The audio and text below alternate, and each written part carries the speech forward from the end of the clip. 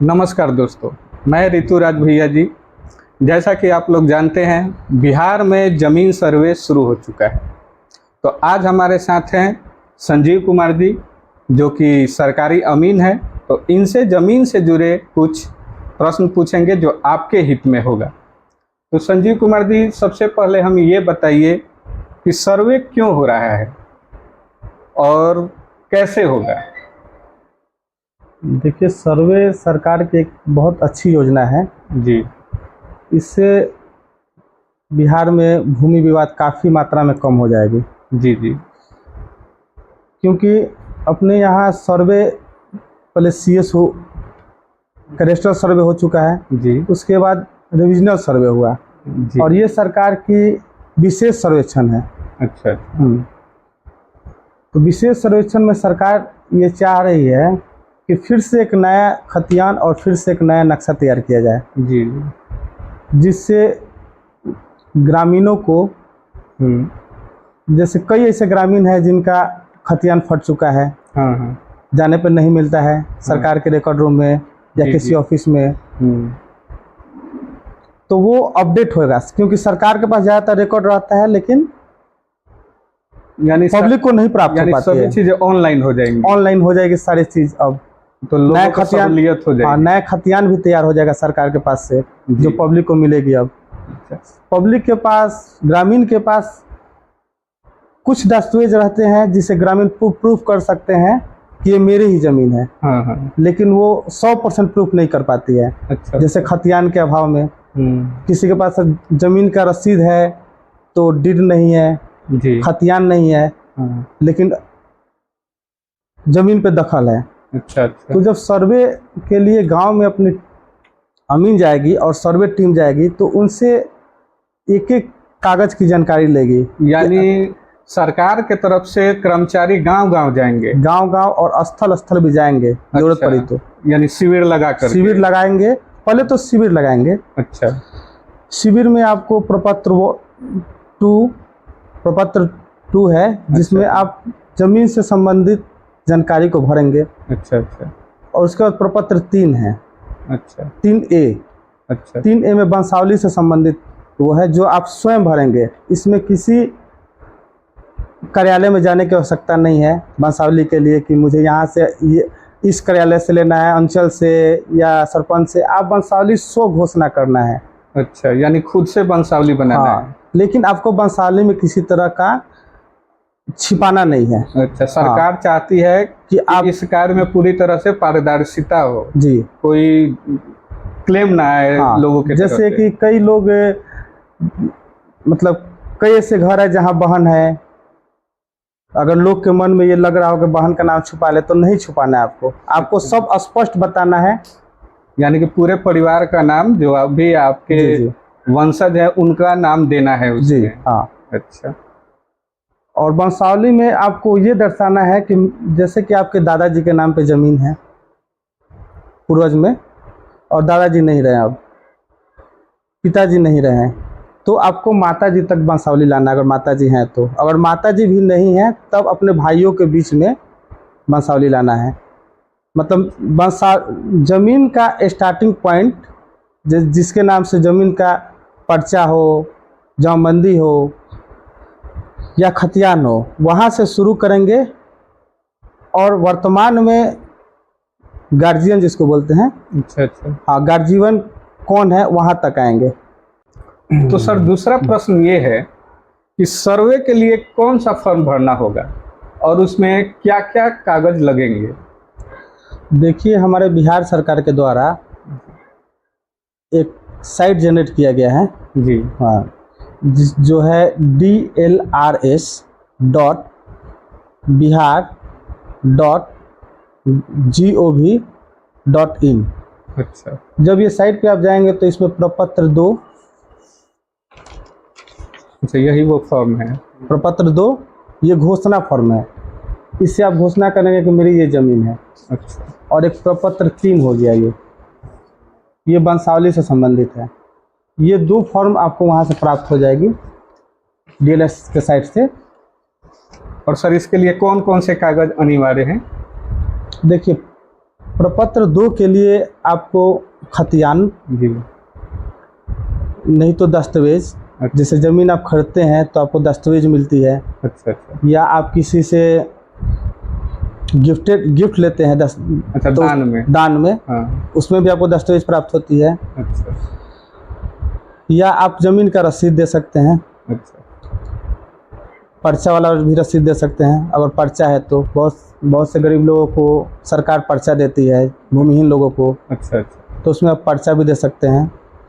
आपको सिर्फ ये स्पष्ट करना है कि जिस ज़मीन का आप दावा कर रहे हैं उससे संबंधित ये दस्तावेज मेरे पास है। अच्छा। यानी अब मेरे पास ये कागज है, हाँ, उसी के हिसाब से सर्वे होगा। उसी के हिसाब से सर्वे होगा। ठीक। सर तीसरा सवाल ये है मेरा कि अगर मेरा ज़मीन अलग अलग गांव में है तो क्या अलग अलग फॉर्म भरना पड़ेगा? हाँ, ये तो रैयत के ऊपर डिपेंड करता है। अच्छा अच्छा रैयत चाहे तो अलग अलग भी भर सकता है, रैयत चाहे तो एक में भी भर सकता है। अच्छा लेकिन अलग भर देने से काफ़ी सुविधा होगी अमीन को। अच्छा अच्छा। यानी कि अलग अलग गांव के अलग अलग अमीन भी आएंगे? हाँ, अलग अलग गांव के अलग अलग अमीन आएंगे। अच्छा अच्छा, तो इसलिए फॉर्म अलग अलग भरना पड़ेगा। हाँ, वो सुविधा के अनुसार आप भर सकते हैं। आपको अगर अलग अलग भरते हैं तो बहुत अच्छा रहेगा अमीन के लिए। अच्छा। सबसे पहले सर ये बताइए कि विशेष सर्वेक्षण में रैयत का क्या क्या कर्तव्य है? देखिए, रैयत का जो कर्तव्य है वो ये है कि अपने खेत का जी। सीमांकन कर लें। अच्छा। जो आर होता है, कहीं कहीं आर बोला जाता है, कहीं कहीं आर बोला जाता है, जी। मेहर बोला जाता है, ओ। उसको ठीक कर लें अच्छा।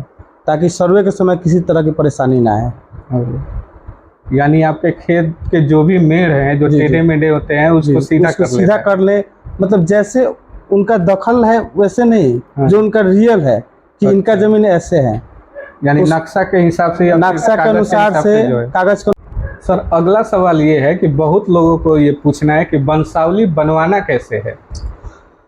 देखिए, वंशावली के लिए सरकार के द्वारा प्रपत्र 3A जी दिया गया है, जो आपके बिहार सरकार के साइट से भी मिल सकता है, DLS के साइट पे।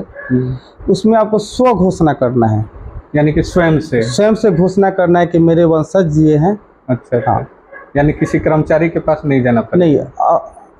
नहीं, इस सर्वे में सरकार के द्वारा बताया गया कि आपको कहीं जाने की जरूरत नहीं वंशावली के लिए, आप स्व घोषणा करें। ये बहुत ही ज़रूरी जानकारी है क्योंकि इसके लिए बहुत भागा दौड़ी हो रही है, इसलिए जैसा सर ने बताया कि आप स्वयं से लिख करके और दे सकते हैं।